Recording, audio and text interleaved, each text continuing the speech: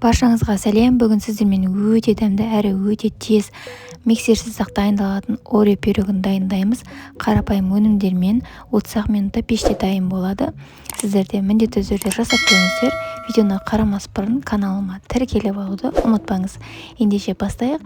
Ең алдымен ыдысымызға бір жұмыртқамызды және үстіне қантымызды қосып, қантымыз ерігенше венчиктің көмегімен жақсылап араластырып алатын боламыз. Енді оның үстіне 60% еріген сары майымызды құйып, қолымызбен жақсылап араластырып аламыз. Енді електен өткізілген ұнның үстіне қамыр қобыстқышымызды және какаомызды қосып, осылай қасықпен жақсылап араластырып аламыз. Және массамызға салып, қолымызбен қолға жабыспайтындай етіп қамыр илейтін боламыз. Егер сіздің жұмыртқаңыз үлкен болса, 190 грамм ұн қосасыздар, ал жұмыртқаңыз кішкентай болса, 180 грамм ұн қоссаңыздар жеткілікті. Неге қамырымыз дайын болды?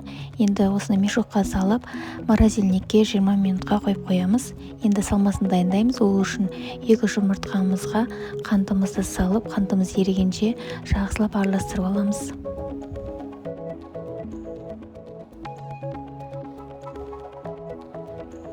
Енді оның үстіне 20% сметанымызды салып, оның үстіне тағы да кукуруз крахмалын қосамыз. Енді осылай Орео печенесін қолымызбен майдалап бөлшекке бөліп аламыз.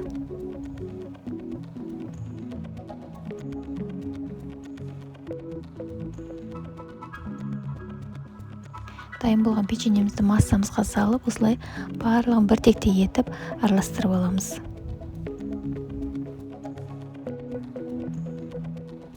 Енді морозилден алған қамырымызды алып, осылай формамызға қолымызбен барлығын бірдей қылып жайып шығамыз. Мінекей дайын болған қамырымызды осылай шанышқының көмегімен асты жақтарын осылай тесіп шығатын боламыз. Енді тестімізді қамырымызға құйып аламыз. Бетіне осылай жаңағы қалған Орео печеньелерін 2 бөлікке осылай бөліп ортасынан барлығын қойып шығамыз.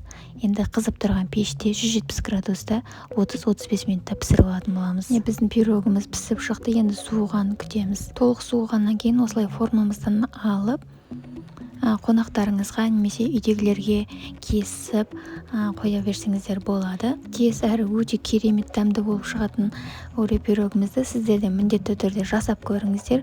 Отбасыңызға және қонақтарыңызға ұнайтыны сөзсіз. Егер рецепт ұнаса, лайк басып каналға жазылуды ұмытпаңыз. Пікірге қалай шыққанын жазып кетсеңіз қуанып қалар едім. Келесі видеода кездескенше аман сау болыңыздар.